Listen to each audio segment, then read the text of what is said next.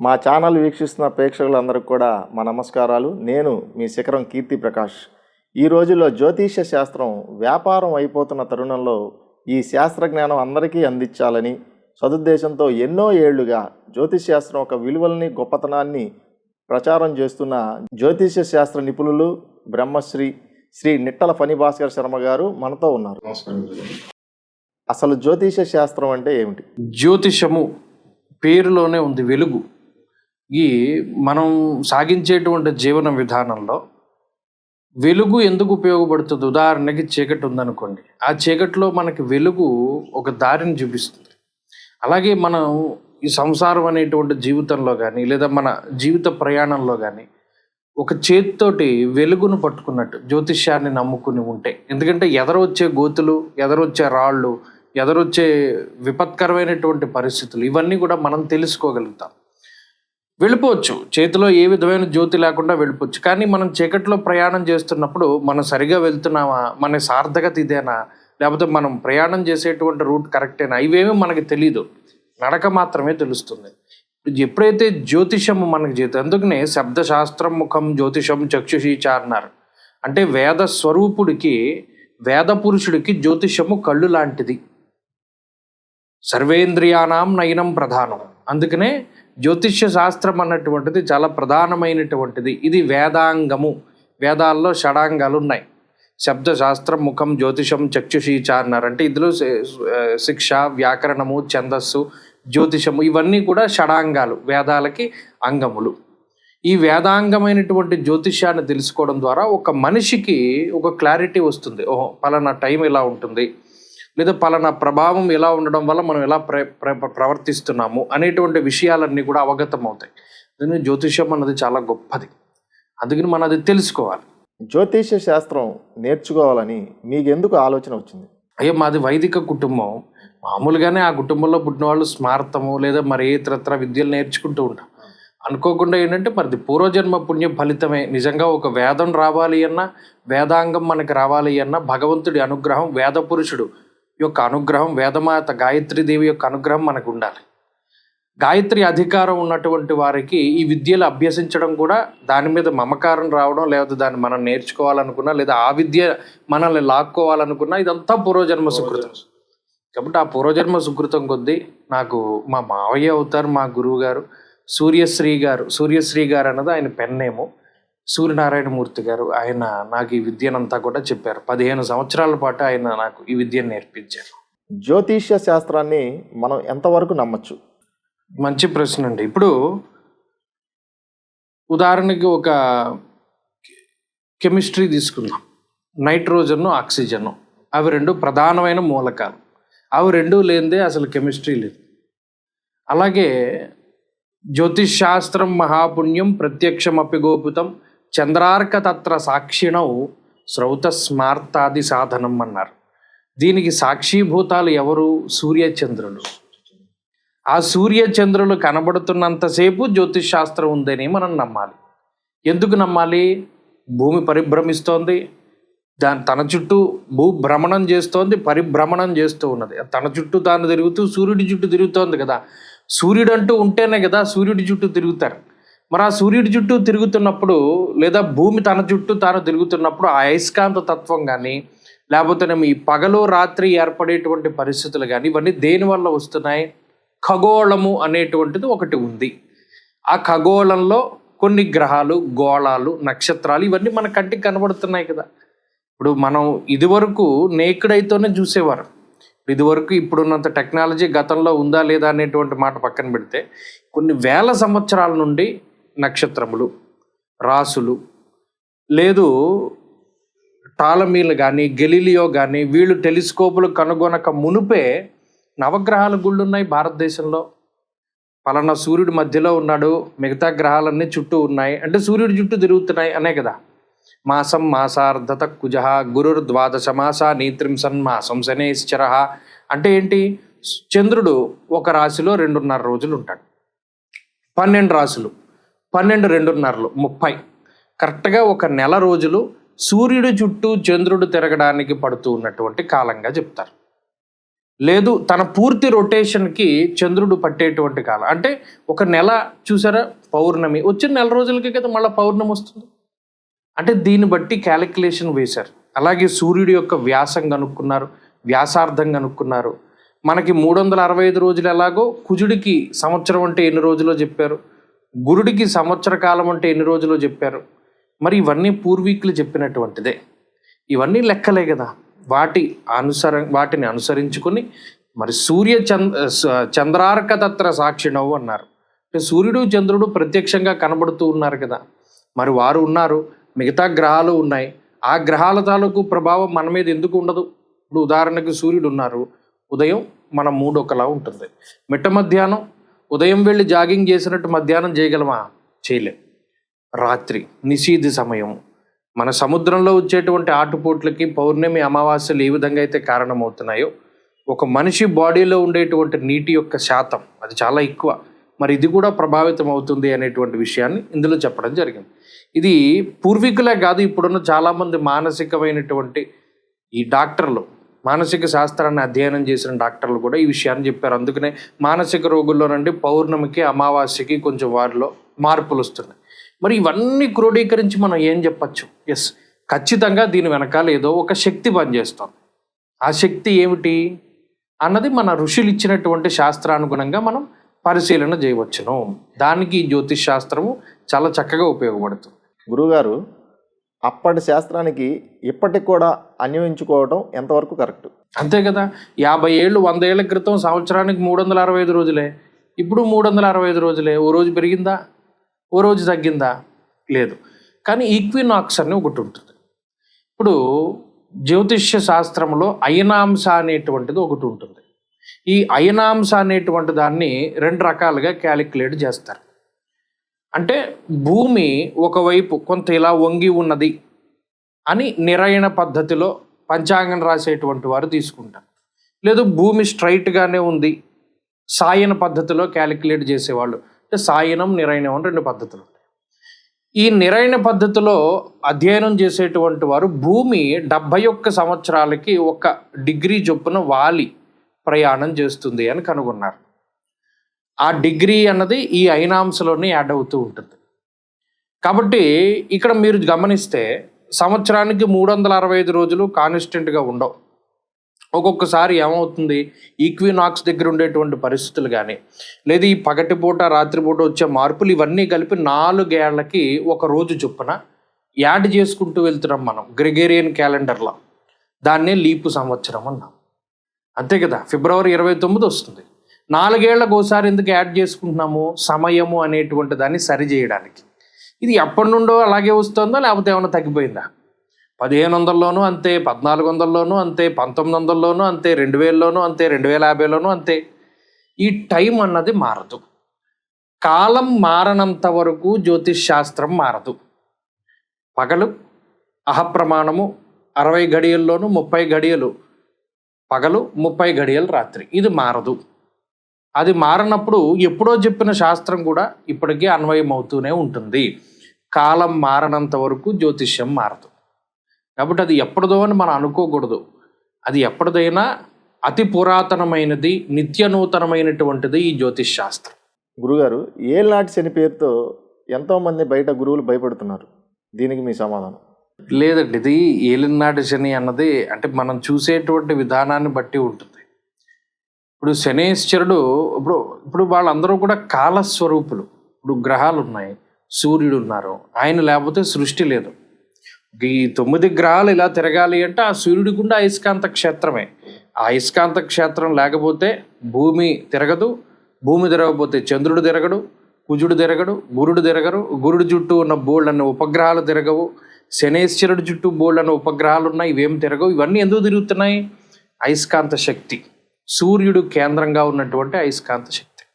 మిత్ర రవి సూర్య భాను ఖగపూష హిరణ్య గర్భ మరీత్యాదిత్య సవిత్రువర్క భాస్కరేభ్యో నమః. మన పూర్వీకులు ప్రతిరోజు సూర్యుడికి దండం పెట్టుకునేటప్పుడు ద్వాదశాదిత్యుల మంత్రాలు చదువుకునేవారు, సూర్య నమస్కారాలు చేసేవారు, ఆదిత్య హృదయం చదివేవారు. దాంట్లో సృష్టికి సంబంధించిన ఎన్నో వింతలు, ఎన్నో విశేషాలు ఉన్నాయి. ద్వాదశాదిత్యుల్లో అతిపెద్ద గ్రహం అంటే అతిపెద్ద ఆదిత్యుడు పేరు విష్ణువు. ఆయనకు ఉండేటువంటి పరిణామం కానీ ఆయనకు ఉండేటువంటి శక్తి కానీ చాలా గొప్పది. అంటే దీన్ని బట్టి ఏంటి, ఇంకొక క్వశ్చన్ కూడా రైజ్ అవుతుంది. ప్యారలల్ యూనివర్స్, ఈ యూనివర్స్తో సమానంగా ప్యారలల్ యూనివర్స్ ఉంది అనేటువంటి విషయాలు కూడా మనకి చాలా అవగతం అవుతాయి. దాంట్లోంచి వచ్చినవి ఈ 14 భువనాలు, లేకపోతే ఇంకో లోకం కైలాసం, లేకపోతే విష్ణులోకం, ఇవన్నీ ఎక్కడి నుండి వచ్చాయి? ఈ మహావిశ్వంలోనే ఉన్నాయన్నట్టు. అయితే ఈ శనేశ్వరుని పట్టుకుంటే, శనేశ్వరుడు కర్మకారకుడు, ఆయనకు అప్పగించిన పని అది. ఇప్పుడు మీరున్నారు, మీరు ఏదో ఒక పని చేస్తున్నారు, మీ పై ఆయన మీకు ఆ పని అప్పచెప్పారు, ఆ పని మీరు చేయాలి, అది మీ ధర్మం. శనేశ్వరుడు కూడా అంతే. నువ్వు కర్మకారకుడివి. ఆయుర్దాయాయుధ ప్రవాస శృంఖలాది ఆయుక్కారకోశని అంటే ఆయన ఏం చేయాలి? ఆయుర్దాయాన్ని ఇవ్వాలి. ఆయుర్దాయాయుధ ప్రవాస శృంఖలాలు అంటే జైలు జీవితం. దానికి కూడా శనేశ్వరుడే కారణం. మరి ఒకానొక ఎగలో రావణాసురుడు అంతటి వాడు, చతుర్దశ భువనాల్ని జయించినటువంటి వాడు, తనకు పుట్టబోయే బిడ్డ మళ్ళా ఈ 14 భువనాలకి అధిపతిగా ఉండాలి అని భావించినటువంటి వాడు 9 గ్రహాలని నుంచోబెట్టాడు వరుసగా. ఏ గ్రహం ఏ చోటు ఉంటే బలంగా ఉంటుంది, ఏ గ్రహం ఏ చోటు ఉంటే తన పుట్టబోయేటువంటి కొడుక్కి మంచిది అని చెప్పి వాళ్ళందరిని అలా నుంచోబెట్టాడు. నువ్వు ఇలా నుంచో, నువ్వు ఇలా నుంచో. అందరూ నుంచున్నారు కానీ ఒక్కరు తప్పుకున్నారు. శనేశ్వరుడు ఆయుర్దాయానికి కారకుడు. ఎప్పుడైతే ఈయన పుట్టే టైంకి ఆయన తప్పుకున్నాడో ఆయన్ని ఇబ్బంది పెడతారు. అప్పటి నుండి ఈయన మందకుడిగా నడుస్తారు. ఒక కాలు ఉండదు, లేదా ఒక కాలుకి దెబ్బ తగులుతుంది అని చెప్పి చరిత్రకు సంబంధించిన పుస్తకాల్లో మనకు. అంటే ఈయన రావణాసురుడు చెప్పిందే వినలా, లేదు ఎవరు చెప్పింది విండ. ఆయన కర్మ ఫలితాన్ని ఆయన ఇచ్చుకుంటూ వెళ్ళిపోతాడు. అలాంటిది మనం ఎంతటి వాళ్ళం, మానవులం అనేటువంటి వాళ్ళం. మనకి శక్తి ఎంత? మనకి ఇప్పుడున్న శక్తి చాలా తక్కువ. అసలు ఓర్పు లేదు, సహనం లేదు, ఓపిక లేదు, ఏమీ లేదు. అన్నీ ఈజీగా అయిపోవాలి అనుకునేటువంటి తత్వం. కొన్ని కోట్ల సంవత్సరాలు తపస్సు చేస్తే వచ్చినటువంటి సిద్ధుల్ని ఉపయోగించి కూడా ఋషులు వాళ్ళ కోసం వాళ్ళు ఏమీ చేసుకోవాల. వాళ్ళు తీర్థయాత్రలు చేశారు. ఎందుకు? వాళ్ళకున్న శక్తి పలానా తీర్థాల్లో పెడుతూ వెళ్ళారు. ఎవడైనా పాపం కలియుగంలో ఆయు ప్రమాణం తక్కువగా ఉన్నవాడు ఆ తీర్థంలో స్నానం చేస్తే వాడికి పోనీ మనం సంపాదించిన పుణ్యంలోనో శక్తిలోనో కొంత శక్తి వాడికి వస్తుంది అన్న ఉద్దేశంతో అలా చేశారు. ఇప్పుడు మనకు అవేం లేవు. ఎంతసేపు మనం చేసిన కర్మల నుండి మనం తప్పించుకోవాలని పరిగెడుతున్నాం. ఇప్పుడు మనకి శక్తి ఉంది, బలం, అధికారం, ధనం ఇవన్నీ ఉన్నప్పుడు మనకి అహంకారం ఆటోమేటిక్గా వస్తుంది. ఆ నకారాత్మకమైనటువంటి శక్తి ఎప్పుడైతే ఉంటుందో, మరిది న్యూటన్ థర్డ్ లా ఏం చెప్తుంది? For every action there is an equal and opposite reaction. మనం ఏం చేస్తే అది మనకి తిరిగి వస్తుంది. సైంటిఫిక్గా చూసుకున్న, శాస్త్రాల్లో చెప్పుకున్నా. మరి అలాంటిదే కదా ఈ శనేశ్వరుడు ఇచ్చేటువంటిది. ఆయన మిర్రర్, జస్ట్ ఏ విధమైన మాలిన్యం లేనటువంటి మిర్రర్. అని మనం ఏం చేసామో గతంలో అంటే ఇక్కడ ఈ జీవి ఈ శరీరంతో చేసిందే కాక గత జన్మల్లో చేసుకున్నటువంటివి కూడా ఉంటాయి. అవి కూడా తీసుకొచ్చి ఇస్తాడు. ఎక్కడా బాకీ లేకుండా పూర్తిగా వడ్డీతో సైతంగా ఆయన మనకి ఇచ్చేస్తాడు. ఆయన కర్మల్ని క్షయం చేస్తున్నాడు. ఇంకా మనం ఆయన్ని చాలా గొప్పగా ఆరాధన చేయాలి. ఎందుకు? మరి కర్మల్ని అనుభవించేలా చేయడం అంటే ఆ కర్మల్ని క్షయం చేయడమే కదా. అవి పుణ్యమైతే పుణ్యం, పాపమైతే పాపం. మరలా అందరికీ ఏలినాటి శని బాధించదు. మీరు గమనిస్తే ఏలినాటి శని శుభం జరిగి గొప్ప గొప్ప పదవులను అలంకరించినటువంటి వారు కూడా ఉన్నారు. కాబట్టి ఏంటి అంటే శనేశ్వరుడు అంతగా బాధించే గ్రహం కాదు. గుర్తుపెట్టుకోవాల్సింది ఏంటంటే ఇక్కడ మనం చేసింది మనకు వస్తుంది అన్నప్పుడు భయం మొదలవుతుంది. మనం ఏం చేసాం? మనకి 40 ఏళ్ళు వచ్చాయి, ఒక 100 మొక్కలు ఎప్పుడైనా మనం నాటేమా? 100 మొక్కలు నరికేసి ఉంటాం. ఎన్నో జంతువుల్ని జీవుల్ని బాధ పెట్టుంటాం. కీటాఫ్ పతంగా మశకాశ్చ వృక్షా జలే స్థలే ఏ వసంతి జీవా అని కార్తీక మాసంలో దీపం పెడతారు. నేనంటే ఈ శరీరాన్ని పొందాను, మరి ఈగలు, దోమలు, క్రిములు, కీటకాలు ఇవి జన్మ పొందలేదు, అవి కార్తీక దీపం పెట్టలేవు, నేను పెడుతున్నాను. కాబట్టి అనుకోకుండా ఇందులోకి వచ్చి పడేటువంటి జీవులకి, లేకపోతే ఈ దీపం ద్వారా వెలుగుని పొందుతూ ఉన్నటువంటి జీవులకి అన్నిటికీ కూడా నువ్వు మోక్షాన్ని ప్రసాదించు. ఈ దీపం యొక్క ఫలితం వాటికి ఇవ్వని సంకల్పంలో మన ఆ శ్లోకం చెప్పి పెడుతున్నాం. అది మానవుడికి ఉండేటువంటి క్షమాగుణం. మరి ఆ శనేశ్వరుడికి సంబంధించినటువంటిది ఇప్పుడు మనం అదే మంచి చేస్తే మంచి వస్తుంది, చెడు చేస్తే చెడు వస్తుంది. ఇందులో భయపడవలసిందంటూ ఏది ఉండదు. ఇది కర్మ, ఎప్పుడూ మనం తప్పించుకోనటువంటిది. గురుగారు, అర్ధాష్టమ శని, అష్టమ శని వీటి గురించి తెలియజేయగలరు? ఇది కూడా శనేశ్వరుని యొక్క స్థితిగతుల్లో భాగమేనండి. ఇప్పుడు తృతీయ శని అనుభవించిన వాడికే కదా అర్ధాష్టమ శని వస్తుంది. ఏకాదశ శని అనుభవించిన వాడికే కదా 12వ స్థానంలో ఏలినాటి శని వస్తుంది. ఆయన ఫస్ట్ వెసులుబాటు ఇస్తాడు. నువ్వు తప్పు చేయి, నీకు అవకాశం ఉంది, నీ ఎదురుగుండా పెడతాడు. ఇన్ని ఎవ్వరూ లేరు గదిలో, నువ్వు పలానా గదిలో ఉన్నావు, ఎవడో చూడట్లేదు అంటే మనకి కనపడదు. కళ్ళు పిల్లిలా కళ్ళు మూసుకుని పాలు తాగుతుంది అంటారు. మనల్ని ఎవడో చూడట్లేదు కదా. మనం చేసే ప్రతి పనికి సాక్షులు చాలామంది ఉన్నారు. పంచభూతాలు చూస్తాయి. అలాగే పరమేశ్వరుడు చూస్తూ ఉంటాడు. అలాగే ఇక్కడ ఏమవుతుంది, 12వ స్థానంలోకి రాకముందు 11వ స్థానంలో కూర్చుండబెట్టి మీకు అధికారం ఇస్తాడు, పదవి ఇస్తాడు, డబ్బు ఇస్తాడు, ఐశ్వర్యం ఇస్తాడు. అన్నీ ఇచ్చినటువంటప్పుడు మనం ఏం చేసాం? మనకి అధికారం ఉన్నప్పుడు, డబ్బు ఉన్నప్పుడు, ఆరోగ్యం ఉన్నప్పుడు, పదవి ఉన్నప్పుడు భగవంతుడు గుర్తొచ్చాడా? చూస్తాడు. గుర్తురాలా? ఏలునాటి శని రాగానే మానహ నిర్మణ క్లేశం కృష్యర్భోజన పల్పస నిత్య సంవాద దారిద్ర్యం ద్వాదశ స్థానగోశని అన్నాడు. ఆ ఫలితం ఆయన ఇవ్వాలి. అప్పుడు భగవంతుడు గుర్తొచ్చాడు. సుఖంలోనూ సంతోషంలోనూ గుర్తురానటువంటి భగవంతుడు కష్టంలోనూ బాధలోనూ గుర్తొచ్చాడు. పోని పర్వాలేదు, అందరూ కూడా తల్లిదండ్రులే, భగవంతుడి యొక్క బిడ్డలమే కాబట్టి గుర్తొచ్చేమన్నది. ఎంత ఆర్తితో చేశాడు అన్నది కూడా భగవంతుడు చూస్తాడు. కేవలం కామ్యం కోసం చేసేటువంటి కర్మలు కొన్ని, లేదు కామ్యం లేకుండా నిష్కామ కర్మల్ని చేయమన్నాడు. అదే భగవంతుడు. ఇలా చేసుకుంటూ పోతే అసలు భయపడాల్సిన పని లేదు. మనకి ఏలినాటి శని రాకముందు ఏకాదశి శని ఉన్నప్పుడు కూడా మనం భగవంతుడిని ఆరాధించిన వాడికి ఈ ఏలినాటి శని ఏమి చేయదు. ఈ గదిలో మీ ఎదురుగుండా ఎన్ని సామాన్లు పెట్టినా మనం వాడుకుని వెళ్ళిపోవడం వరకు, దాన్ని మనం పట్టుకుపోదామనో లేకపోతే ఇంకో చోట ఎక్కడో మనం ఇది పట్టుకెళ్ళి అక్కడ పెడదామనో తాపత్రయం కోసం పరిగెట్టకూడదు. ఎందుకంటే వీళ్ళందరూ చూస్తారు, చూసి అది మనకి ఫలితం వేసేస్తారు. నువ్వు బలనాది తీసుకెళ్ళావు, ఇక్కడ నిన్ను ఉపయోగించుకోమని పంపాం, ఉపయోగించుకోకుండా దాన్ని నాశనం చేసావు, మరి దానికి ఫలితం మనకి ఇవ్వాలి కదా. ఇవి మంచి వేస్తాడు, చెడు వేస్తాడు భగవంతుడు. కాబట్టి అర్ధాష్టమ శని, అష్టమ శని, ఏలినాటి శని ఏమైనా సరే అవన్నీ మన కర్మ ఫలితాలే. అంత ముందు ఇచ్చేటువంటి ఫలితంలో వీడు ఏం చేశాడు అన్న దాన్ని బట్టి ఇమీడియట్ ఎఫెక్ట్స్. తృతీయంలో శని ఉన్నారు, సొంతిల్లు కట్టుకోవడానికి ఆయన ఉపయోగపడతాడు. ఆ సమయంలో మనం ఏమేమి తప్పిదాలు చేసాం? సొంతిల్లు కట్టుకోవడానికి అన్నదమ్ముల దగ్గర స్థలం దుబ్బేశాం, ఒక గజాన్ని ఆక్రమించేసాం, లేకపోతే ఈ ఇల్లు కట్టేటప్పుడు రకరకాల అబద్ధాలు ఆడేసాం. ఇవన్నీ అర్ధాష్టమ స్థానం ఉంది. నువ్వు కట్టిన ఇంట్లో నువ్వు ఉండాలా ఉండక్కర్లేదా చతుర్థంలో శని చెప్పేస్తాడు. ఇది మంచిగా కడితే ఉండనిస్తాడు, మంచిగా కట్టకపోతే వెళ్ళిపోనిస్తాడు. అదే శనేశ్వరుడు చేశాడు. గురుగారు, గోచారం, జాతకం ఈ రెండిటిలో దేనికి ఎక్కువగా ప్రాముఖ్యత ఇస్తారు? మంచి ప్రశ్న అడిగారు మీరు. గత కాలం వారే కాబట్టి, అంటే ఇప్పుడు బిట్ పేపర్లు అవి లేవు. మీరు చదువుకున్నప్పుడు క్వశ్చన్ పేపర్ వేరు, బిట్ పేపర్ వేరు. బిట్ పేపర్ 30 మార్కులకు ఉండేది, 30కి ఉండేది కదా. క్వశ్చన్ పేపర్ 70 మార్కులకు ఉండేది. క్వశ్చన్ పేపర్ గొప్పదా, బిట్ పేపర్ గొప్పదా అంటే ఏమీ రాని వాడికి బిట్ పేపర్ చదివితే పాస్ అయిపోతాడు, వాడు అదే గొప్పదంటాడు. 100 మార్కుల కోసం చూసేటువంటి వాడు ఏం చేస్తాడు? ఈ 70 కూడా చాలా కష్టపడి సంపాదించుకుంటాడు. రెండు కలిపితేనే 100. ఇందులో 70 వచ్చి బిట్ పేపర్ లేకపోయినా, బిట్ పేపర్లో 30 మార్కులు ఉండి 70 లేకపోయినా ఉపయోగంలా.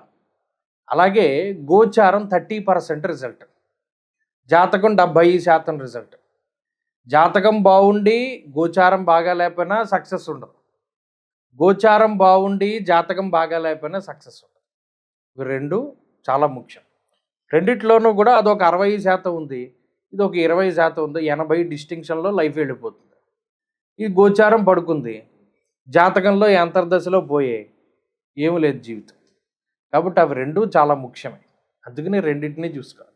గురుగారు, కుజదోషం అంటే ఏంటి? కుజదోషం వల్ల కలిగే ఇబ్బందులు మాకు తెలియజేయగలరు? మంచి ప్రశ్న అండి. ఎందుకంటే ఇప్పుడు ఈ మధ్యకాలంలో పెద్ద వ్యాపారం కుజదోషం. ధనే వ్యయే చ పాతాళే జామిత్రే చాష్టమే కుజే స్త్రీణాం భర్తృవినాశాయ పుంసాం భార్యా వినశ్యతి. ఇది కాలామృతం మొదలుకొని అన్ని గ్రంథాల్లో కూడా వస్తూ ఉన్నటువంటి శ్లోకమే. కుజుడు లగ్నాత్వ, చంద్రలగ్నాత్వ, శుక్రాత్వ ఈ స్థానాల్లో ఉంటే కుజదోషము. లగ్నాత్తు ఉంటే ఎక్కువ ఫలితము, చంద్రలగ్నాత్తు ఉంటే దాంట్లో సగము, శుక్రాత్తు ఉంటే దాంట్లో సగము, ఇలా చెప్పుకుంటూ వెళ్ళి ఈ స్థానాల్లో కుజుడుంటే కుజదోషము, ఆ ఉన్నవాళ్ళు ఉన్నవాళ్ళనే చేసుకోవాలిరా బాబు, లేని వాళ్ళు లేని వాళ్ళని చేసుకోండి అని చెప్పి స్పష్టంగా చెప్పాడు. కుజదోషం ఉండడం వల్ల పెళ్ళిళ్ళు లేట్ అవ్వడం, సంతానం కలగకపోవడం అవన్నీ చాలా తక్కువ కేసెస్. కాబట్టి ఇక్కడ మ్యాక్సిమం ఏంటంటే కుజదోషం ఉన్నప్పుడు ఉన్న వాళ్ళని చేసుకోవాలి, లేనప్పుడు లేని వాళ్ళని చేసుకోవాలి, అంతే తప్పితే దానికి మించి ఇంకేం ప్రాముఖ్యత లేదు. అది కేవలం పొంతన చూసేటప్పుడే పనికి వస్తుంది, మిగతా టైంలో ఉపయోగపడదు. అన్లెస్ అంటే మనకి ఏదైనా కుజదశ నడిచినప్పుడు, ఉదాహరణకి సప్తమ కుజుడు ఉన్నారనుకోండి ఎవరికైనా, అది కుజదోషమే. దాంతోపాటుగా చంద్రాష్టమం చ ధరణీసుత సప్తమం చ అన్నారు. సప్తమ కుజుడు మరి అరిష్టకారకుడు, మరి ఆ దశ జరిగినప్పుడు ఆయన ఇబ్బంది పెడతాడు కదా. అలాంటి సందర్భాల్లో కూడా కుజుడిని చూసుకోవాలి, కానీ లేకపోతే ఇది మిగతా సందర్భాల్లో అక్కర్లా. ఈ కుజదోషం ఉన్నవాళ్ళు ఉన్నవాళ్ళనే చేసుకోవాలి, లేని వాళ్ళు లేని వాళ్ళనే చేసుకోవాలని అన్నా. ఇప్పుడు ఉదాహరణకి ఉన్నవాళ్ళు లేని వాళ్ళని చేసుకుంటే చచ్చిపోతారు, ఇలా కొన్ని విషయాలు కూడా మనం వింటూ ఉంటాం. శ్లోకంలో కూడా అదే చెప్పాడు, పుంసాం భార్య వినశ్యతి స్త్రీణాం భర్తృ వినాశాయ. ఆవిడ వినాశము అంటే వాళ్ళకి ఏదో ఇబ్బంది కలుగుతుందని అర్థం, అది చెడు మాట. కాబట్టి 90% కుజదోషం ఇదివరకు ఏమయ్యేది, కుజదోషం ఉన్నవాళ్ళు లేని వాళ్ళని చేసుకుంటే లేని వాళ్ళు ఇదయ్యేవారు, అది మరణం సంభవించవచ్చు, ఇంకోటి ఏదైనా వాళ్ళకి ప్రమాదం వాటిల్లి ఇది అవ్వచ్చు. కుజుడు ఫోర్స్ఫుల్ ప్లానెట్ కదా మరి, అందుకని చాలామంది యాక్సిడెంట్లలోనూ లేకపోతే ఆయుధ సంబంధమైనటువంటి అగ్ని సంబంధమైనటువంటి స్పర్శతో మరణించినటువంటి వారు ఎక్కువ మంది ఉంటారు. ఇది ఇమీడియట్గా ఫలితం చూపించేటువంటిది, లేదో కొంత ఆలస్యంగానైనా 5-6 ఏళ్ల వ్యవధిలో ఈ కుజదోషం అన్నది చాలా ఇంపాక్ట్ గమ్ముని క్రియేట్ చేస్తుంది. దీన్ని ఓవర్కమ్ చేసేటువంటి శక్తి కూడా మానవుని దగ్గర లేదు. అందుకని 90% కుజదోషం ఉన్నవాళ్ళు ఉన్నవాళ్ళనే చేసుకో, లేని వాళ్ళు లేని వాళ్ళనే చేసుకో. లేకపోతే ఇప్పుడు ఈ కలియుగ ప్రమాణాన్ని బట్టి ఏమవుతున్నాయంటే మరణించట్లేదు, 90% విడిపోతున్నారు, ఎక్కువ కాలం కలిసి ఉండట్ల. వాళ్ళ మధ్యలో మనస్తత్వ భేదాలు పొరపంచాలు లేకపోతే ఏవో ఒకటి వచ్చి విడిపోతున్నారు. ఓ 10% కేసుల్లో మాత్రమే మరణం అనేటువంటిది సంభవిస్తోంది. కాబట్టి ఇది ఈ కుజదోషానికి కూడా చాలా ఎక్సెప్షన్స్ ఉన్నాయి. అయితే ఇందులో కొంతమంది అంటారు కొన్ని లగ్నాలకు ఉండదు, కొన్ని నక్షత్రాలకు ఉండదు, అని మాత్రం చాలా అవాస్తవం. ఈ నక్షత్రానికి కుజదోషం వర్తించదంటారు, అది మాత్రం తప్పు. ప్రాక్టికల్గా చూస్తే ఆ నక్షత్రం వాళ్ళ కుజదోష ప్రభావం ఉంటుంది. దీనికి కొన్ని ఎక్సెప్షన్ కేసెస్ ఉన్నాయి. ఉదాహరణకి చతుస్సప్తమగే భౌమే మేషకర్కి శుభక్రగే యథా రాశా శుభం ప్రోక్తం కుజదోష న విద్యతే, వీడికి కుజదోషం ఉండదు అని చెప్పిన శ్లోకాలు ఉన్నాయి. దాన్ని ఆధారితంగా వెళ్ళాలి. దీనికి దీనికి ఒక గ్రంథం ఉంటుంది, ముహూర్త సాధనం అని ఒక గ్రంథం, దానిలో కూడా దీని గురించి చాలా విషయాలు చెప్పారు. గురుగారు, చాలామంది వివాహాలు జాతక చక్రాల వల్ల కానీ ఈ జాతకాల పొంతన వల్ల కానీ కుదరకపోవడం, పెళ్ళిళ్ళు అవ్వట్లేదు. దీనికి మీరు ఇచ్చే సమాధానం ఏంటి? లేదు, పొంతన ఇప్పుడు కొంచెం చాదస్తంగా చూసుకుంటున్నారు. ఒరిజినల్గా పొంతనలో చూడవలసింది వేరు. లగ్నాలు, చంద్రలగ్నాలు, నక్షత్రాలు ఏమైనా వేద నక్షత్రాలు అయ్యాయా అవి చూసుకోవాలి, అవైతే చేయకూడదు. తప్పితే గణాలు కొన్ని సందర్భాల్లో పాయింట్లు రాకపోయినా పెళ్లి చేయొచ్చు, నిలబడుతుంది. కొన్ని సందర్భాల్లో 36 పాయింట్లు వచ్చి విడిపోయిన వాళ్ళు చాలామంది ఉన్నారు, చాలా వింతగా కనబడుతూ ఉంటుంది. నేను అది ప్రాక్టికల్గా, అందుకని చాలా సందర్భాల్లో నేను ఏం చెప్తానంటే పాయింట్లు ప్రామాణికం కాదు.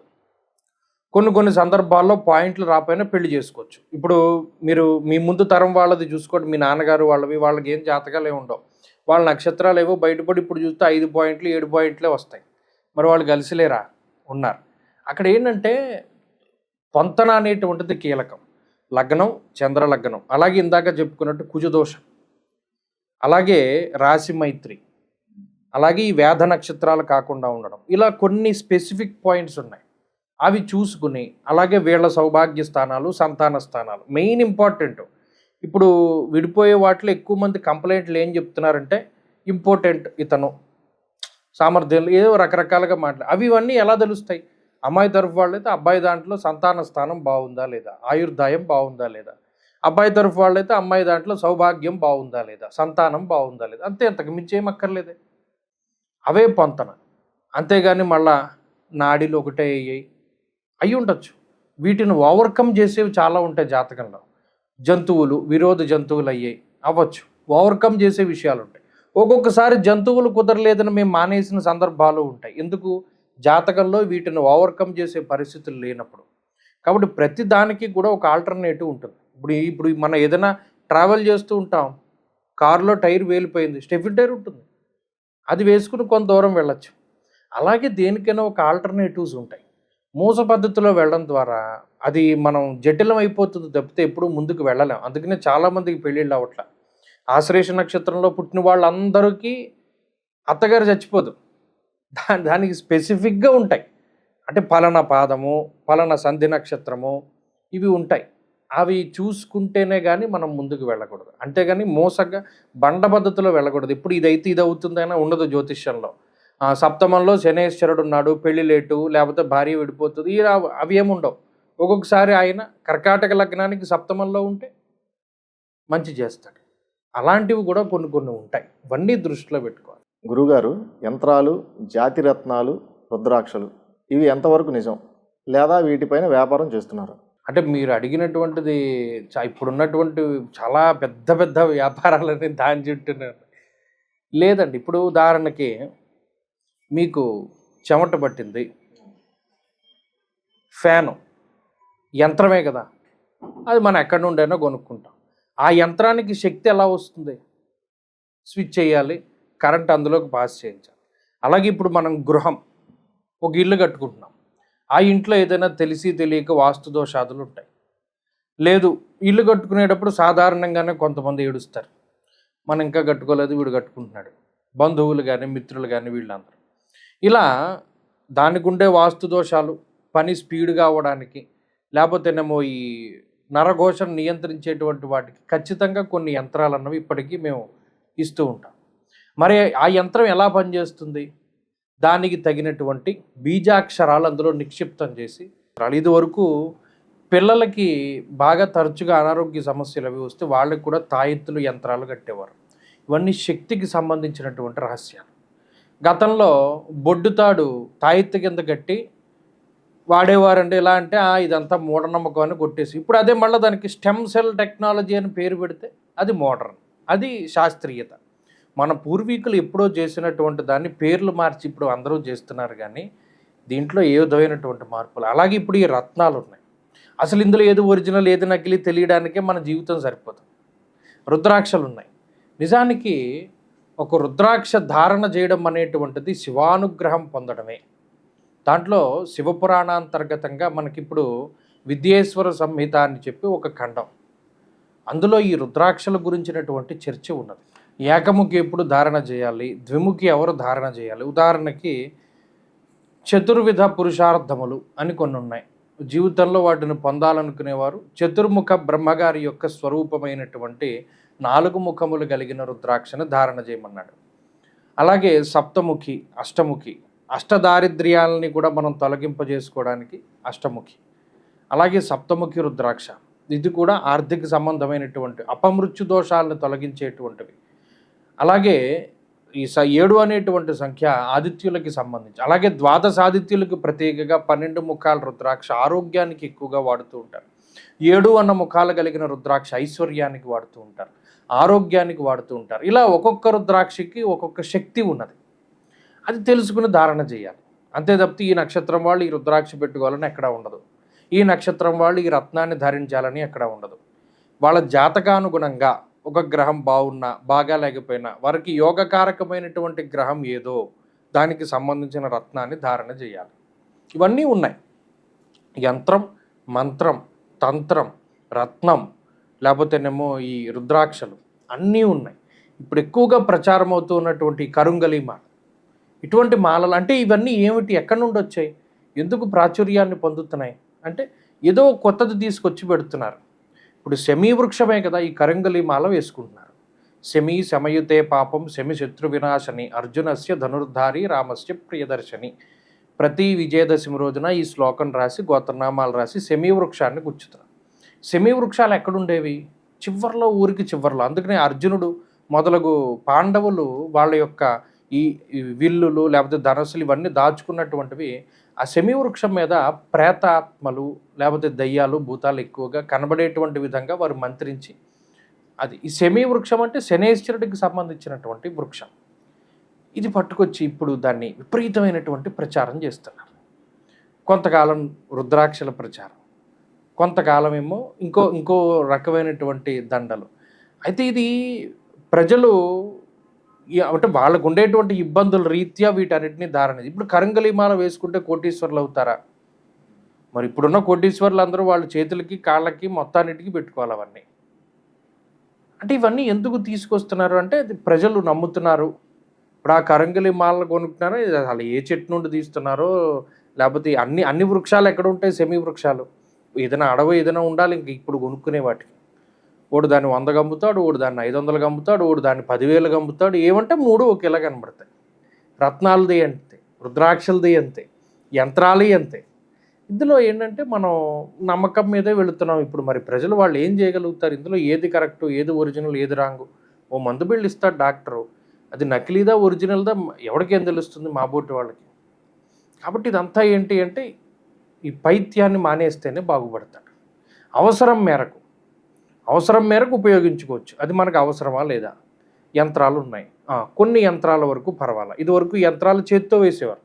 ఇప్పుడు అన్నీ కూడా మామూలు దీని మీదే కదా, మిషన్ మీద చెక్కేయడమే కదా. దానికి ఎవడో పూజ చేసిన వాడు ఉండదు, అసలు దానికి జపం చేసేవాడే ఉండడు.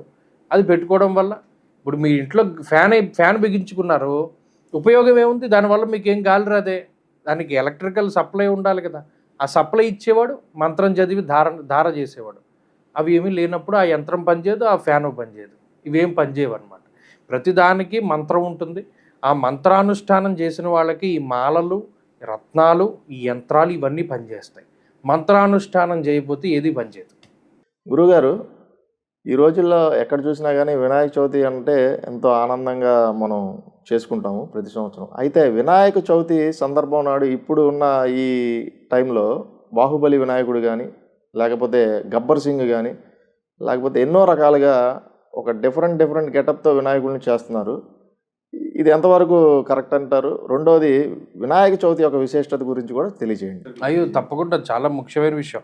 ఆదో పూజ్యో గణాధిప అన్నారు. ఇప్పుడు దక్షిణాయనం ప్రారంభమైనటువంటి తర్వాత వచ్చేటువంటి నవరాత్రుల్లో గణేష నవరాత్రులే చాలా ముఖ్యమైనటువంటివి. ఎందుకంటే దక్షిణాయనం అనేటువంటిది దేవతా కాలమానం ప్రకారం రాత్రి, దేవతలకి ఉత్తరాయణం పగలు. అందుకని ఉత్తరాయణంలో ఏ గృహప్రవేశాదులు, లేదా శంకుస్థాపనలు, వివాహాదులు, తర్వాత ఏమో ఉపనయనాది కర్మలు ఇవన్నీ చేస్తారు. ఎందుకంటే దేవతలు వస్తారు పిలిస్తే. దక్షిణాయనంలో విష్ణుమూర్తి ఈ ఆషాఢ మాసంలో శయన ఏకాదశి రోజున ఆయన యోగ నిద్రలోకి వెళితే తిరిగి కార్తీక మాసంలో కానీ లేవడు ఆయన. కాబట్టి అప్పటి వరకు మరి ఏం చేయాలి? ప్రజలందరూ కూడా, దేవతలందరూ పడుకున్నప్పుడు రాక్షసుల యొక్క శక్తి విజృంభిస్తూ ఉంటుంది కదా. దేవతా కాలమానం ప్రకారం రాత్రి కదా, మనం పిలిస్తే పరిగెట్టుకుని దేవతలు రాలేదు కదా. అందుకని ఏం చేస్తున్నారు మన వాళ్ళంటే, మన ఋషుల యొక్క గొప్పదనాన్ని మెచ్చుకోవాలి. నవరాత్రి దీక్షలు పెట్టారు. ఆషాఢ మాసం తర్వాత శ్రావణ మాసంలో అమ్మవారి యొక్క ఆరాధనలు ఇవన్నీ వస్తాయి. ఎందుకది సంధ్యా సమయం.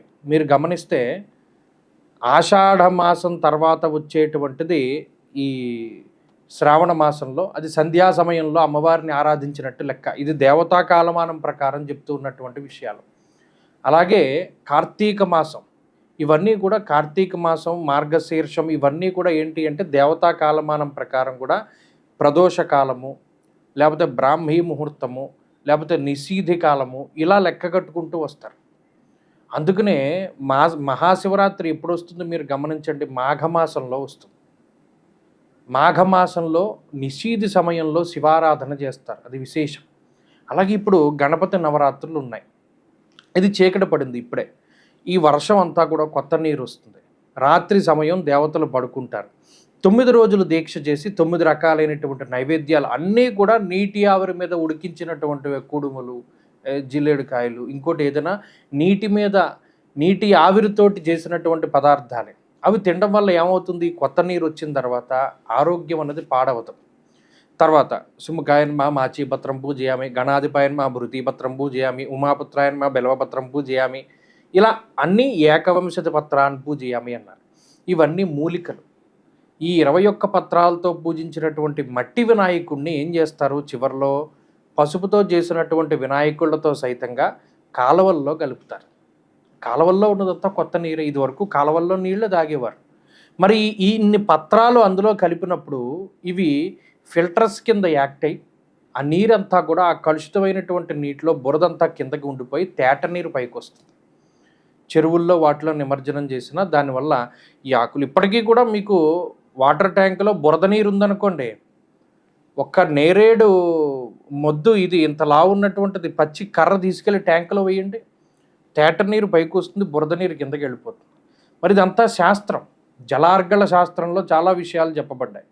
మరి మనుషుల యొక్క మంచి కోరి ఋషులు ఇంత శాస్త్రాన్ని, ఇంత నిగూఢమైన రహస్యాల్ని పూజల రూపంలో పెట్టారు. మనం దాన్ని జాగ్రత్తగా ఆచరించాలి. ఒక మనిషికి మనసు నిలబడడానికే కదా విగ్రహారాధన చేసేది. మరి మనసు నిలబడాలి అంటే ఒక మూర్తి యొక్క స్వరూపం. శుక్లాం వరధరం విష్ణుం శశివర్ణం చతుర్భుజం ప్రసన్నవదనం ధ్యాయేత్ సర్వవిఘ్నోపశాంతయే. శశివర్ణం చతుర్భుజం, తెల్లటి వర్ణంతో ఉండేటువంటి వాడు, 4 భుజాలు కలిగినటువంటి వాడు, సర్వత్రా వ్యాపితమైనటువంటి వాడు, పీతాంబరాన్ని ధరించినటువంటి వాడు అయినటువంటి విఘ్నేశ్వరుని నేను స్మరిస్తున్నాను అని చెప్పి శ్లోకం. మరి ఆ మూర్తి అలాగే ఉండాలి, 4 భుజాలే ఉండాలి, ఆయన ఒక చేతిలో పాశాంకుశాలను ధరించి ఉండాలి, అభయవరద ముద్రల్ని పట్టుకుని ఉండాలి, లేదా ఇంకో మూర్తి ఆయనకి సంబంధించినటువంటి మూర్తి కనబడితే మనసు నిలబడుతుంది. అంతేగాని మీరు చెప్పినట్టు సినిమా వినాయకుళ్ళు లేకపోతే హీరోల వినాయకుళ్ళు వీళ్ళు పెట్టడం వల్ల ఏమవుతుంది, మనసు లగ్నం అవ్వదు, అప్పుడు చేసేటువంటి పూజకు ఫలితం ఉండదు. ఇంత సైంటిఫిక్ రీజన్స్ ఉన్నాయి. ఒక వినాయక చవితిలోనే కాదు, అమ్మవారి ఆరాధనలోనూ ఉన్నాయి. మీరు అమ్మవారి నవరాత్రులు ఎప్పుడు జరిగినా చూడండి, ప్రకృతితోటి సంబంధం ఉంటుంది. వసంత నవరాత్రులు జరుగుతాయి, అప్పుడే కొత్తగా వసంతం వస్తుంది. వసంత నవరాత్రులు చైత్రమాసంలో పాడ్యమి నుండి నవమి వరకు. ఆ తర్వాత ఆషాఢ మాసంలో మళ్ళా కాలం మారుతుంది, ఋతువు మారుతుంది. గ్రీష్మ ఋతువులో వారాహి అమ్మవారి యొక్క ఆరాధన, ఉగ్రదేవత గ్రీష్మ ఋతువులో వస్తుంది. మళ్ళా ఆశ్వీజ మాసంలో చక్కగా శరత్కాలంలో అమ్మవారి యొక్క నవరాత్రులు, శరన్నవరాత్రులు ఆశ్వీజ మాసంలో వస్తాయి. మళ్ళా మాఘమాసంలో శశిర ఋతువు దగ్గర పడుతూ ఉన్నటువంటి కాలంలో అప్పుడు మరలా అమ్మవారి యొక్క నవరాత్రులు వస్తాయి.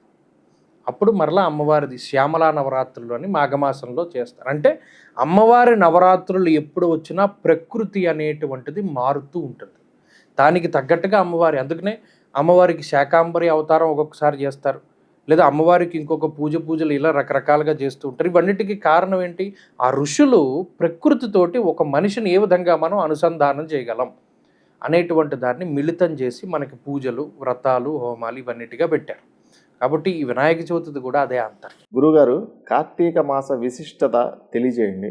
రెండోది, కార్తీక మాసం వనభోజనాలు అంటారా లేకపోతే కుల భోజనాలా?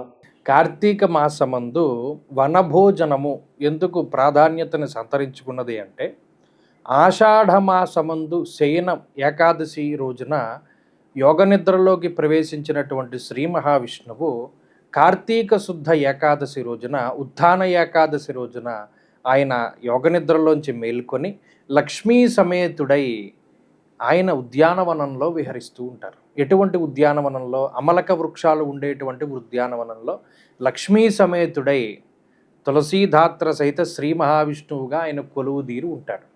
అటువంటి సమయంలో ఎవరైతే వెళ్ళి ఈ వన భోజనాదులు చేస్తారో, ముఖ్యంగా అమలక వృక్షాల దగ్గర, అందుకనే ఉసిరి దీపాలు పెడతారు కార్తీక మాసంలో. ఉసిరి చెట్టు కింద తులసీధాత్ర సహిత శ్రీ మహావిష్ణువుని ఆరాధన చేస్తారు, ఆ వృక్షము కిందే భోజనాదులు చేస్తారు. ఇవన్నిటికీ కారణం ఏంటి అంటే, దీనికి 2, ఒకటి శాస్త్రపరంగా, 2 సైంటిఫిక్గా కూడా చెప్పచ్చు.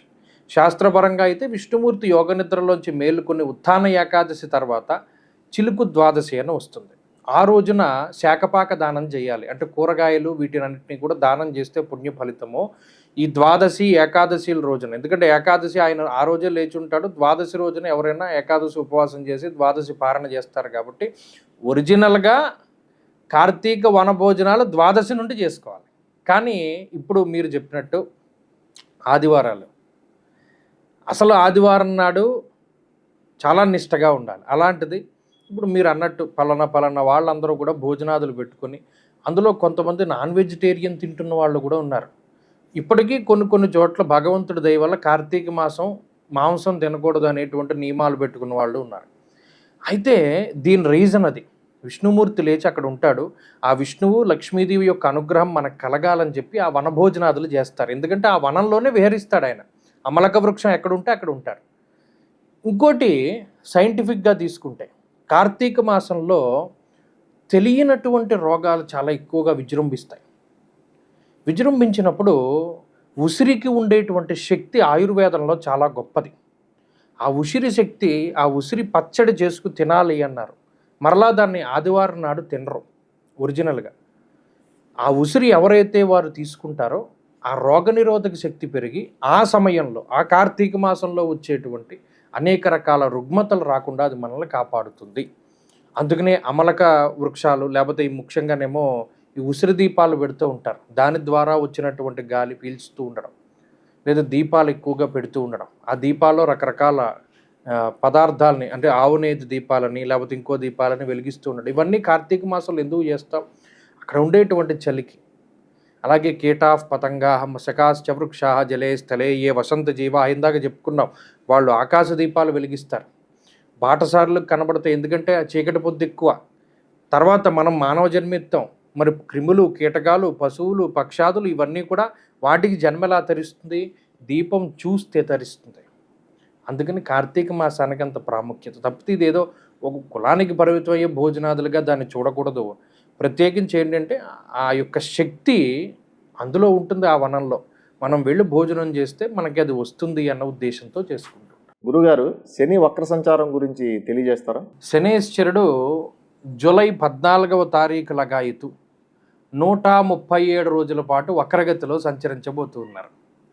ఒరిజినల్గా ఒక గ్రహానికి వక్రత్వము, రుజు, మార్గతనము, స్తంభన, అస్తంగతము లేదా అతిచారము లేకపోతేనేమో ఇవన్నీ కూడా ఏంటి అంటే సమాగమము అనేటువంటి అవస్థలు. ఇప్పుడు శనేశ్వరుడికి వక్రత్వము అనేటువంటిది. అంటే వక్రాన్ని ఎలా చూస్తారు అంటే ఒరిజినల్గా ఏ గ్రహము కూడా వెనకకి ప్రయాణం చేయదు. అది మన భ్రమ. ఇప్పుడు ఉదాహరణకు మీరు ట్రైన్ మీదో కారు మీదో వెళుతున్నప్పుడు అన్నీ వెనక్కి వెళ్ళిపోతున్నట్టు కనబడతాయి. నిజానికి అవేం వెనక్కి వెళ్ళవు, కానీ మన చూపుకి మాత్రం వెనక్కి వెళుతున్నట్టు తెలుస్తాయి. అలాగే మనం భూమి మీద నుండి చూసినప్పుడు ఒక గ్రహం కదలకుండా అలా కనబడిపోతూ ఉంటుంది. మన రోజులు గడుస్తూ ఉన్నా కూడా ఆ గ్రహం ముందుకు వెళ్లకుండా వెనక్కి వెళుతున్నట్టు కనబడుతుంది. ఇది వాటి యొక్క కక్షల్లో ఉండేటువంటి మార్పులు. మనది దీర్ఘవృత్తాకార కక్ష. ఇలా ప్రయాణం చేస్తున్నప్పుడు ఎలిప్టికల్ ఆర్బిట్లో భూమి ఒక ప్రాంతం నుండి వేరే ప్రాంతానికి వెళ్ళేంత వరకు అది కదలకుండా ఉన్నట్టు కనబడుతుంది. ఉదాహరణకి కొన్ని సందర్భాల్లో ఫ్లైట్ కదలకుండా ఉండిపోయినట్టు మనకి ఇక్కడ నుండే కనబడుతుంది. అది సూర్యుడు కానీ చంద్రుడు కానీ కదలకుండా ఉన్నట్టు, కదులుతూ ఉన్నట్టు కనబడతాయి. ఇదంతా కూడా ఏంటంటే మన చూపుకి దృగ్గోచరమయ్యేటువంటి విషయాలు. ఇప్పుడు కూడా అంతే. శనేశ్వరుడు ఈ మీనరాశిలో ఉన్నారు. ఆయన దృగ్గోచరంగా అక్కడే ఉండిపోయి వెనక్కి వెళుతున్నట్టు కనబడతారు, కానీ ఏ గ్రహము వెనక్కి వెళ్ళదు. ఇది కక్షల్లో వచ్చేటువంటి మార్పు. దీన్ని మనం ఎలా తీసుకోవాలి? చాలామంది దీని మీద అపోహలు. ఇంకేముంది, శనేశ్వరుడు వక్రించాడు కదా, ఈ 137 రోజుల్లోనూ విధ్వంసం జరిగిపోతుంది. కానీ ప్రతి శని వక్రత్వము ప్రమాదం కాదు. మనకి కరోనా వచ్చింది. కరోనా రావడానికి మునుపు నేను కొన్ని వీడియోలు చేశాను. అప్పట్లో అంత ప్రాచుర్యానికి నోచుకోలా. నేను దాంట్లో ఒకటే రీజన్ చెప్పాను. పంచాంగ సరళి అనేటువంటి గ్రంథంలో ఓ మాట అన్నాడు. అతిచార గతే జీవవు శనౌ వక్రత్వమాగతే హాహాకారం జగత్సర్వం దుర్భిక్షం క్షామడాంబరం. గురుడు అతిచారంలో ఉండి శని వక్రత్వంలో ఉంటే హాహాకారం జగత్సర్వం, ప్రజలందరూ హాహాకారాలు పెడతారు. దుర్భిక్షం క్షామడాంబరం, లోకమంతా దుర్భిక్షము క్షామము ఏర్పడుతుంది. మన ఆ రోజుల్లో బయటికి వెళ్ళిన వాడే లేడు, భోజనాలు లేవు, అన్నాలు లేవు, ఏమి లేవు, అంతా ఆర్తనాదాలే. ఎవడెప్పుడు చచ్చిపోతున్నాడో తెలియదు. అది దేనివల్ల? శని వక్రించి ఉన్నప్పుడు, గురుడు అతిచారంలో ఉండగా కలిసినప్పుడు అన్నాడు. అది ప్రమాదం. ఇప్పుడు శని వక్రత్వం వల్ల ప్రమాదం ఏం లేదు. ఆయన ఇచ్చే రిజల్ట్లో కూడా పెద్ద మార్పు ఏముండదు. ఈ 137 రోజుల్లోనే ఏమవుతుంది అంటే, ఈ శని పీడించేటువంటి రాశులు కొన్ని ఉన్నాయి. ఉదాహరణకి మీనరాశి, మేషరాశి, కుంభం. అష్టమ స్థానస్థిత శనిగా సింహానికి, అర్ధాష్టమ శనిగా ధనస్సుకి. ప్రత్యేకించి 5 రాశుల వారికి కూడా ఉపశమనం కలుగుతుంది. శనేశ్వరుని యొక్క పీడ కొంత తగ్గుతుంది. అంతేగాని మిగతా రాశుల మీద అది పాజిటివ్గాను ఉండదు, అలానే నెగిటివ్గాను ఉండదు, న్యూట్రల్ రిజల్టే ఉంటుంది. ప్రత్యేకించి ఈ 5 రాశులకి ఏదైతే శనేశ్వరుని యొక్క పీడ ఉన్నదో వారు మాత్రం కొంత ఉపశమనాన్ని పొందుతారు.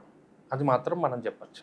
గురుగారు, జాతకంతో సంబంధం లేకుండా కేవలం పరిహారాలు ఆచరించడం ద్వారానే ఉద్యోగం, సంతానం, తర్వాత వ్యాపారం ఇవన్నీ వస్తాయంటారా? అవుతాయా?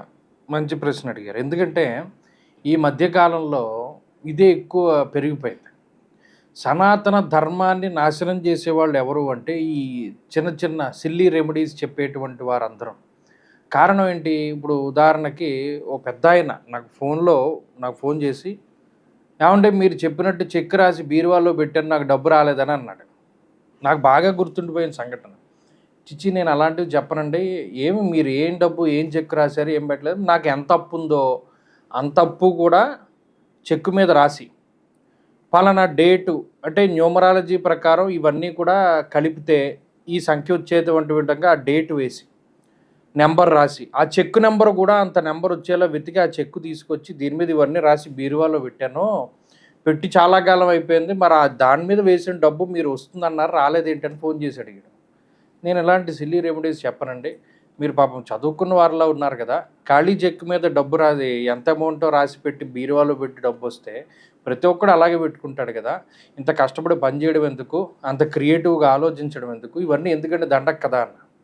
అయితే ఆయన యొక్క బలహీనత అలా చేస్తేనేమన్నా వస్తుందేమో, నిజంగా ఆ నెంబర్లకి ఎంత మ్యాజిక్ చేసే శక్తి ఉందేమో అనేటువంటిది ఆ వయసులో పాపం ఆయనకు ఆరాటం.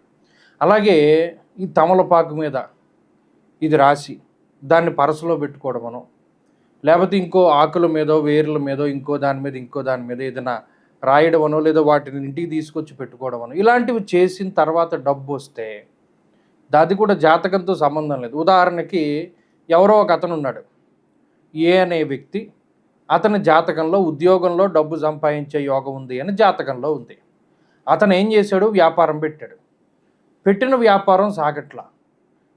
ధనలక్ష్మి యంత్రం కొనుక్కున్నాడు, కుబేరుడి యంత్రం కొనుక్కున్నాడు, ఇంకా డబ్బు రావడానికి ఏ యంత్రాలు కావాలో అన్నీ కొనుక్కున్నాడు. వ్యాపారం చేయడం మాత్రం నేర్చుకోవాలి, వీడికి చేయడం రాదు. ఇలాంటి వాడు ఎంత చేసినా వ్యాపారం అభివృద్ధి చెందుతుందా? కానీ చివరాఖరికి ఏమవుతుంది? ఈ రెమెడీలన్నీ చేసి ఆ రెమెడీల మీద విరక్తి వచ్చి అది మొదటికి మోసం వస్తుంది. ఆ ధర్మం మీద, ఆ మతం మీద వాళ్ళకి చిరాకుచ్చేటువంటి పరిస్థితులు ఏర్పడుతున్నాయి. అంటే ఇక్కడ ఈ చిన్న చిన్న రెమెడీస్ చెప్పే వాళ్ళందరూ ఏం చేస్తున్నారు? అల్టిమేట్గా మొదలు పోతుంది ఇక్కడ సనాతన ధర్మం రూట్స్ పోతున్నాయి. ఇవేవి ఎక్కడా చెప్పబడలేదు. దానికి ఏదైనా ఒక రీజన్ చెప్పమానండి. నేను ఇప్పుడు చెప్తాను, పలానా గ్రహాలు ఉన్నాయా లేవా మీరు అడిగారు, నేను చెప్పాను, ఒక శ్లోకం చెప్పాను, ఈ రెమెడీ చేస్తే డబ్బు వస్తుందని ఈ గ్రంథంలో ఉంది అని చెప్పమానండి. దానికి ఏం ప్రమాణం లేదు. ప్రమాణం లేనివి ఎలా రుజువు అవుతాయి, ఎలా నిజం అవుతాయి? కాబట్టి ప్రజలు కూడా దీని మీద అవగాహన పెంచుకోవాలి. నేను ఫస్ట్ నుండి చెప్పేటువంటిది ఒకటే, కష్టే ఫలి, కృషితో నాస్తి దుర్భిక్షం, జపతో నాస్తి పాతకం, మౌనేన కలహం నాస్తి జాగ్రత్తో భయం అన్నాడు. కృషితో నాస్తి దుర్భిక్షం పోవాలంటే నువ్వు పని చేయాలి. మౌనేన కలహం నాస్తి, గొడవ తగ్గాలంటే నువ్వు మౌనంగానే ఉండాలి. నువ్వు మాట్లాడుతూనే ఉంటాను, గొడవ తగ్గుతుందంటే ఎలా తగ్గుతుంది? ఇలా కొన్ని ఇవి ఉన్నాయి. అలాగే ఈ వాస్తు బాగా లేకపోతేనో, వ్యాపారం బాగా లేకపోతేనో, ఆరోగ్యం బాగా లేకపోతేనో, లేదు పెళ్ళి అవ్వకపోతేనో, ఇలా రకరకాలైనటువంటి రెమెడీస్ చెప్తున్నారు. జాతకంలో ఏదైతే ఉంటుందో అదే జరుగుతుంది. జాతకాతీతంగా ఏదైనా జరగాలి అంటే మనం భయంకరమైన భక్తులమై ఉండాలి. మనకంత భక్తి ఉందా, మనకంత ఓపిక ఉందా, మనకంత సహనం ఉందా? భగవంతుడు చేస్తాడు. ఉదాహరణకి శ్రీవల్లభులు లాంటి ఆయన ఒక ముసలాయన ఉంటాడు పిఠాపురంలో. ఎంతసేపు ఆయన ఏడిపిస్తూనే ఉంటాడు, శ్రీవల్లభులను ఏడిపిస్తూనే ఉంటాడు. అటువంటి ఆయనకి మరణ సమయం ఆసన్నమైనప్పుడు దాన్ని కొన్ని సూచనల ప్రాయంగా ఆయన తప్పించి వేస్తాడు. ఆ శక్తి భగవంతుడికి ఉంటుంది. అంత ఓపిక, సహనం, అంత ఇది మనకు ఉండాలి. ఈ మధ్యకాలంలో అది ఎవరికీ లేదు. ఎంతసేపు మనం ఇన్ని లక్షలు ఖర్చు పెట్టి పూజ చేసామన్నాడు, కానీ దీంట్లో ఇంత ఆవగింజ ఎంతైనా మనకి భగవంతుడి మీద భక్తి ఉందా? లేదు. శివుడు ఎప్పుడు ఏం చూస్తాడు? భక్తి ఎంత ఉందో చూస్తాడు. దత్తుడు ఒకసారి నృసింహ సరస్వతి స్వామివారి దగ్గరికి ఒక కుష్టు రోగి వచ్చాడు.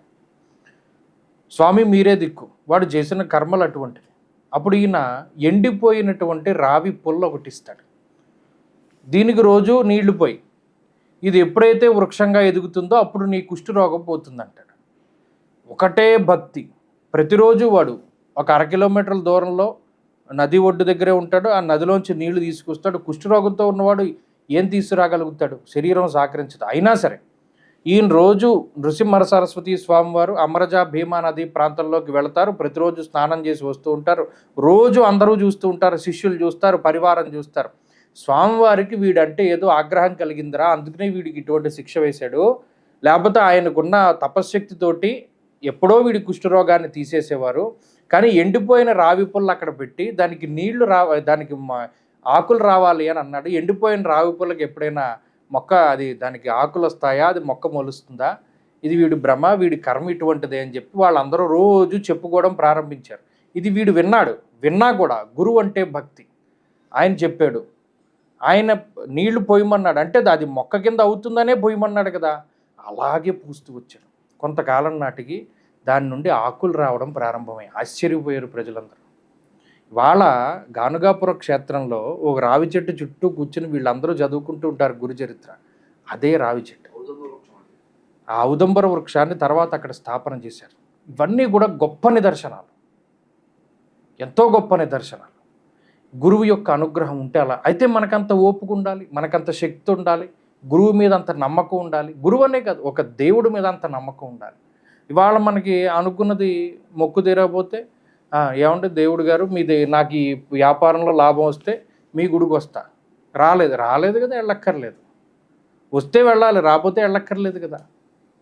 వచ్చినా రాకపోయినా వెళ్ళగలగాలి. లేదు ఈ దేవుడు ఇంక పని అవ్వట్లా, వేరే దాంట్లోకి షిఫ్ట్. ఇంతకాలం ఉన్నావు, ఇన్ని తరాలు ఉన్నాయి, ఈయన ఇవ్వలేదు అంటే నువ్వు కొత్తవాడివి, నీకు ఆవిడ అన్నం పెడుతుందా? పెట్టదు. కన్న తల్లే నీకు అన్నం పెట్టాలి, ఆవిడే పెట్టలేనిది ఈ పక్కింటి ఆవిడ పెడుతుందా? కన్న తల్లి కన్నా ఎక్కువ ప్రేమ ఆవిడ దగ్గర ఉంటుందా? ఉండదు. ఇవన్నీ కూడా మనం గమనించాలి. కాబట్టి ఏంటంటే ఇలాంటి రెమెడీస్ని పాటించడం వల్ల ఉపయోగం ఉండదు.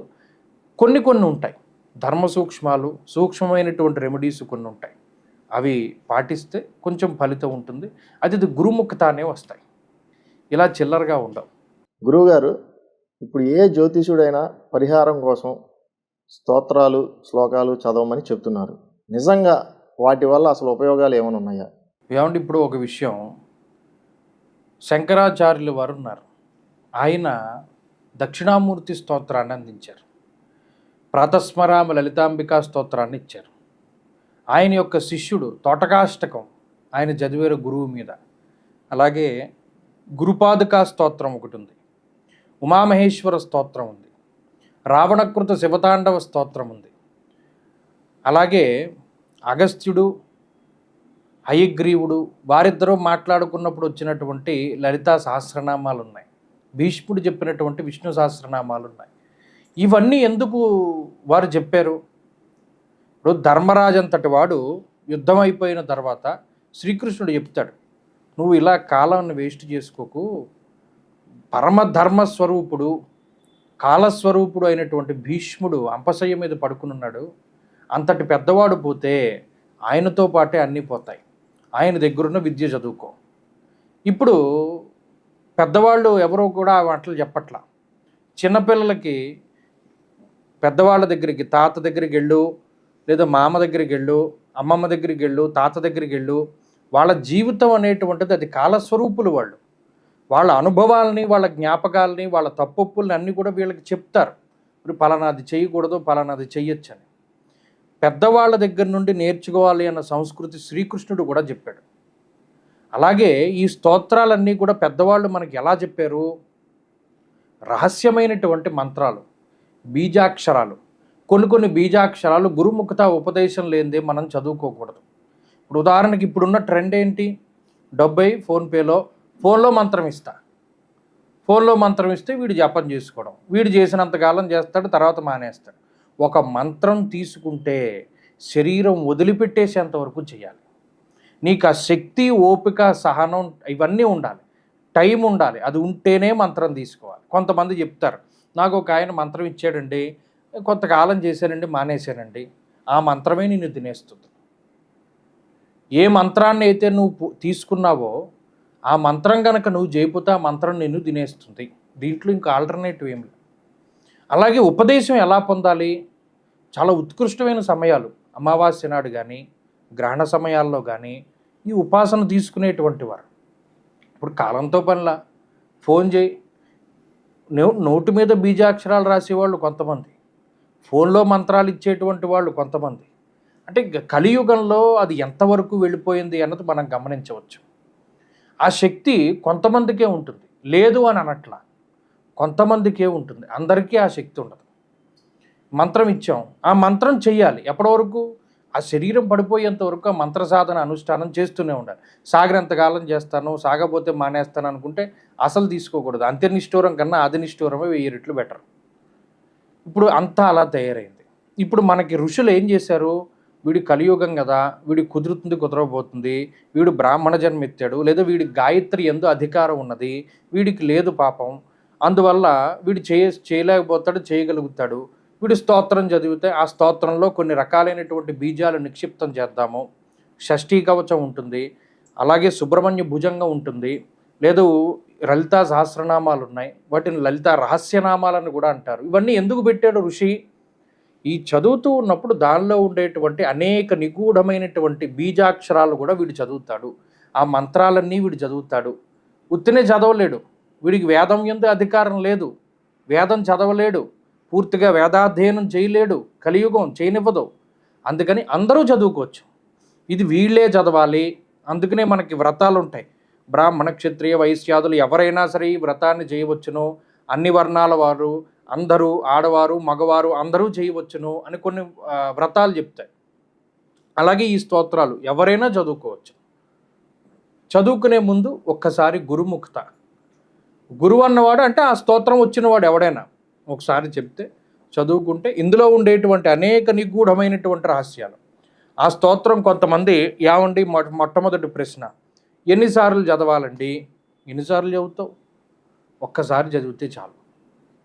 ఒకసారి చదివితే పట్టిస్తుందండి? ఫస్ట్ వీడికే నమ్మకంలా. నాకు ఒక ఆయన ఒక చిత్రమైన కథ చెప్పాడు. ఓ 2 శిష్యులు ఉన్నారు. ఆ 2 శిష్యులు కూడా ఒక గురువుగారి దగ్గరికి వెళ్ళాడు. గురువుగారు, మీరేమో నీళ్ళ మీద నడుస్తారు, మీకు ఆ శక్తి ఉంది, గాల్లో ఎగురుకుంటూ వెళతారు, మీకు ఆ శక్తి ఉంది, మాకు కూడా అవి 2 వచ్చేటట్టు చేయండి అని. ఇది మీ వల్ల కాదురా అన్నాడు. కాదండి గురువుగారు, ఎంత కష్టమైనా మేము నేర్చుకుంటాం. కష్టం కాదురా, దీనికి నమ్మకం కావాలి అని ఇద్దరికి తలా మంత్రాన్ని చెప్పారు. వీడు గాల్లో వెళ్ళిపోతున్నాడు, వాడు గాల్లో వెళ్ళిపోతున్నాడు. వెళుతూ మధ్యలో ఒకసారి కలుసుకున్నారు. ఒరే, నీకేం మంత్రం చెప్పారా గురువుగారు అని వీడు అన్నాడు. నాకు ఈ అని జపం చేయమన్నాడు రా. నీకేం మంత్రం? నాకు కా అని చెప్ప. ఇప్పుడు ఏక మంత్రం చెప్పాడారా గురువుగారు, ఇదేం మంత్రం రా అన్నారు. పైనుండి కింద పడి చచ్చారు. గురువు అంటే నమ్మకం, గురి. అది ఉన్నంత వరకు అమంత్రమక్షరం నాస్తి, నాస్తి మూలమనౌషధం. మంత్రం కాని అక్షరం అన్నది లేదు, ఔషధం కాని మొక్క అన్నది లేదు. అది ఉండాలి ఫస్ట్. ఇది ఎన్నిసార్లు చదివామన్నది కాదు, దాని మీద మనకి ఎంత నమ్మకం, ఎంత భక్తి ఉన్నది తెలుసుకోవాలి. తెలుసుకుని చదివితే వాడికి బ్రహ్మాండంగా సిద్ధిస్తుంది. గురుగారు, ఇప్పటి వరకు జ్యోతిష్య శాస్త్రం గురించి ఎన్నో అమూల్యమైన విషయాలు మాకు తెలియజేసినందుకు మీకు మా ధన్యవాదాలు.